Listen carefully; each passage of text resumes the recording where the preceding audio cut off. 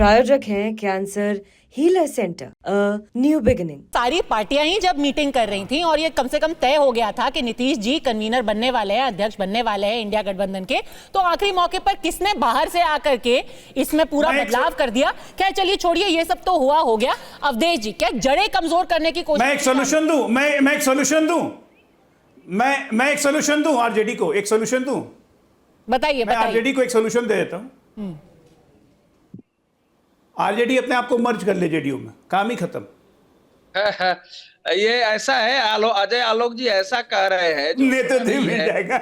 ऐसा है, फिर उस परिवार का क्या होगा? प्रथम कर ले। अगर आप जो कह रहे हैं कि लालू जी पार्टी, परिवार तो जेल में जाना है, परिवार को तो जेल में जाना है। परिवार का क्या होगा? परिवार को तो जेल में जाना है, पार्टी बच जाएगी। ऐसा है, डर से मुझे लगता है परिवार तो जेल जाएगा, परिवार को तो जेल में जाना है, परिवार को तो जेल में जाना है, जाए जहां जाए वो तो परिवार को तो जेल में जाना है। जिसकी चर्चा बिहार में होती ये बात सही है, ये बात सही है कि न्यायालय के फैसले पर परिवार को तो जेल में जाना है। एक एक करके अवधेश जी। हाँ, न्यायालय के फैसले पर इस समय आरजेडी का भविष्य निर्भर है, इसमें कहीं कोई दो मत नहीं है। और सबके चेहरे पर हवाइयां भी उड़ी है कि पता नहीं आगे क्या होगा। डेली मीटिंग हो रही है, बातचीत हो रही है। सेकंड, जो आपने दिखाया कि क्या नीतीश कुमार की लोकप्रियता घटी है, बिल्कुल घटी है। नीतीश जी ने अपने कर्म से अपनी विश्वसनीयता, अपनी साख को पट्टा लगाया है। वो 2013 से उन्होंने शुरू किया है। लालू जी की पूरी पार्टी और पूरे परिवार को बिहार के लोगों ने 5 चुनाव हरा दिया था। 2005 फरवरी, 2005 जी, आपने 9 लोकसभा, इससे पहले भी बहुत सपोर्ट किया था आरजेडी को। लोकसभा, एक एक करके 5 चुनाव बिहार के लोगों ने, अवधेश कुमार ने तो आरजेडी को इससे पहले भी बहुत सपोर्ट किया था, तब तो कुछ बना नहीं। सुनिए, अरे भाई आपने कहा था कि आप पुराना ट्रैक रिकॉर्ड निकालिए। मैंने बहुत लाइव प्रोग्राम में आपसे किया है, और एक जमाने में आप कहते थे कि इकलौता पार्टी देखो, नीतीश जी का सुनते ही उस समय प्रशंसा कर दिया था, इनको कोई दिक्कत नहीं हुई।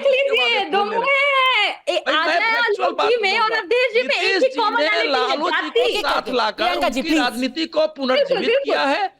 और ये बहुत सारे लोग जो लालू जी के विरुद्ध लड़े थे, उनको आज भी नहीं पचता है। लेकिन चूंकि नीतीश कुमार इस समय भारतीय जनता पार्टी के साथ है, और भारतीय जनता पार्टी आरजेडी दोनों ने नीतीश जी को अपरिहार्य बना दिया हुआ है, इसके कारण इस समय लोगों के पास एक बड़े विकल्प के उनका एक वोट नहीं। सुनिए यार, ये बात सही है कि जब उन तेजस्वी जी के साथ हम जानते हैं, आपको भी जानते हैं, हमने बहुत डिबेट आपके सुने, जानते हैं। उनका स्वास्थ्य खराब हो गया था। आपने बहुत कुछ तब भी बोला था, जब इससे पहले असेंबली चुनाव हुआ था बिहार में। दोनों में जमीन आसमान का अंतर है। आप रहने दीजिए, अब इधर से उधर जाएंगे, इसकी संभावना मुझे नहीं लगती है। जितनी बार वो कर चुके हैं, उनको मालूम है उधर जाने का मेरे को क्या परिणाम हुआ है, तो उधर उनको अब जाना नहीं है। ये तो मैं भी, अब मेरी समझ जितनी आई है इस समय बिहार के सिचुएशन में, देखिए इस समय बिहार में तेजस्वी यादव की लोकप्रियता थी, लेकिन नीतीश जी ने अपने साथ उप मुख्यमंत्री बना करके, और उसके बाद जो उन्होंने किया है, उसके बाद अब तेजस्वी जी की वो स्थिति नहीं है तो एक समय 2 साल पहले दिखाई दे रही थी बिहार में, और फॉरवर्ड के भी नेता वो बनने जा रहे थे। तो चीजें यहां बदल गई है। और सबसे जो महाकुंभ का जो प्रभाव बिहार में दिखा है, जैसे अयोध्या का प्रभाव बाकी जगह भले हो, अयोध्या का प्रभाव बिहार में दिखा था, वैसे ही महाकुंभ में जिस ढंग से गांव-गांव से लोग गए हैं, तो भाजपा के लिए एक हिंदुत्व के राष्ट्रवाद का एक सांस्कृतिक पुनर्जागरण का केंद्र बिहार भी बना हुआ है। ठीक है, तो भाजपा की स्थिति मजबूत होगी, लेकिन बहुत बड़ी चुनौती बिहार में होगी, मैं नहीं मानता हूँ। एनडीए ठीक है, बट अवधेश जी में क्यों बोल रही? सवाल तो आज ये नहीं है कि कौन जीतने वाला है, सवाल ये है कि नीतीश जी का राजनीतिक भविष्य क्या होगा।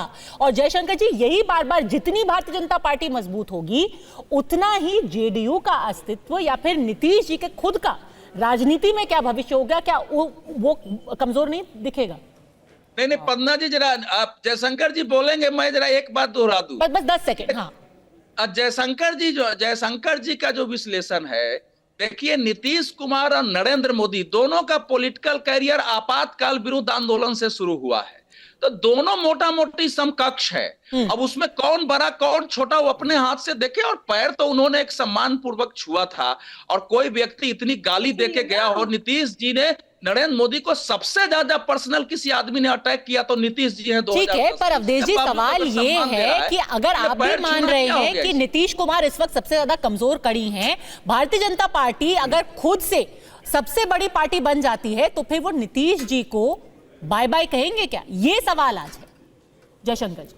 नहीं पद्मजा जी, पहली बात तो है कि नीतीश कुमार बिहार की राजनीति से लेकर के देश की राजनीति में भी एक अबूझ पहेली हैं। उनको समझ पाना बहुत मुश्किल काम है, इतना आसान तो नहीं है। हम लोग बहुत कभी करीब रहे हैं उनके, जानते हैं अच्छी तरह से, लेकिन कभी क्या वो कब क्या कर देंगे इसका कोई भरोसा नहीं है। क्योंकि इस विधानसभा में उन्होंने कहा कि मर जाऊंगा, मिट जाऊंगा, फिर दोबारा इन लोगों से हाथ नहीं मिलाऊंगा, और उसके कुछ दिनों बाद तुरंत बीजेपी के साथ हो गए थे। तो वो तो कभी भी कुछ कर सकते हैं। दूसरी बात चिंताजनक ये है कि जो अजय आलोक बार बार कह रहे हैं, दो बातें कही उन्होंने। एक तो संख्या बल के कारण मंत्रियों की संख्या बढ़ाई गई है भाजपा के लोगों की, तो इसी संख्या बल के आधार पर अगली बार कहा जाएगा कि मुख्यमंत्री भाजपा का होगा। एक दूसरी बात ये कि जिस तरह से साधिकार बोल रहे हैं वो संख्या बल तो अभी भी भाजपा का ज्यादा है जेडीयू से। एक सेकंड फिर भी मुख्यमंत्री नीतीश जी को बनाया। अभी तो मजबूरी है ना। अभी देखिए, अभी अगर हटा दिया उन्होंने तो नीतीश कुमार की पार्टी समर्थन विड्रॉ कर लेगी, नीतीश नरेंद्र मोदी की सरकार गिर जाएगी। इसलिए वो तो उनके जो 12 सांसद उनके केंद्र में उनको जरूरत है, वो भी उनकी भी एक मजबूरी है, ऐसा कुछ नहीं है।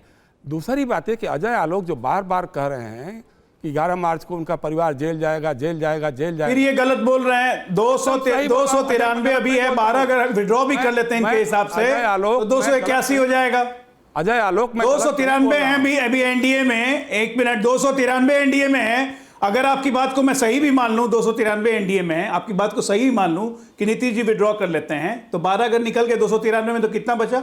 281। कहां से सरकार गिरेगी? क्या गणित आप बिठाते ऐसा चीज सोच रहे हैं जो होना ही नहीं है। दूसरा कोई विकल्प ऐसा चीज सोच रहे हैं जो होना ही नहीं है। असली बात नहीं, ऐसा चीज सोच रहे हैं जो होना ही नहीं है। आप ये मानते हैं ना कि गठबंधन अटूट है, गठबंधन अटूट है नीतीश जी के साथ। अब उसको तोड़ने के लिए आप तरह के तिकड़ में लगाइए। आप घुमा रहे हैं, आप बात को घुमा रहे हैं। अबू जी पहली हैं। अब आप बात अबू जी पहली को कैसे? नहीं, मैं नहीं घुमा रहा हूं भाई। आपने जो आपकी बात को कॉन्ट्रडिक्ट, आपने ऑथेंटिकली कहा कि 11 मार्च के बाद पहली का सोच आपने परिवार जेल जाएगा। इसका मतलब कि कहीं ना कहीं कोई फिक्सिंग है। 11 मार्च जेल नहीं जाएगा। कैसे पता है? मैं कह रहा हूं 11 मार्च क्या होगा? जजों ने पहले आपको बता दिया है। 11 मार्च को क्या होगा? जजों ने फैसला आपको बता दिया है। सीएजी की रिपोर्ट आती है, पेश नहीं होती है, लेकिन आपके लोग बोलते हैं सीएजी में लिखा है। मतलब संवैधानिक संस्थाओं 11 मार्च को क्या होगा? संवैधानिक संस्थाओं। अरे भैया आप डर क्यों रहे हैं? मैं कह रहा हूं 11 मार्च को क्या होगा? आप इस तरह से बोल रहे हैं, को नष्ट करने वाले हो गए। जजों ने जैसे आपको लिख के दिया क्या करने वाले हो देने वाले हैं। सीएजी की रिपोर्ट 2015 से लेकर 2025 तक पहली विधानसभा है दिल्ली जिसने 10 साल तक सीएजी की रिपोर्ट नहीं टेबल की। क्या बात कर रहे हैं आप? अपने आप को विश्लेषक कहते हैं आप? ऐसा कहीं हुआ है हिंदुस्तान में? ठीक है, अब हम लोग सीएजी रिपोर्ट क्या कर रहे हैं? सीएजी निंदा नहीं कर रहे हैं। आपको एक बोली एक राज बोल रहे हैं जब निंदा नहीं कर रहे हैं के बारे में आई थी तब क्या कहा था आपको मालूम है? कुमार को छोड़ पढ़ा लिखा कीजिए।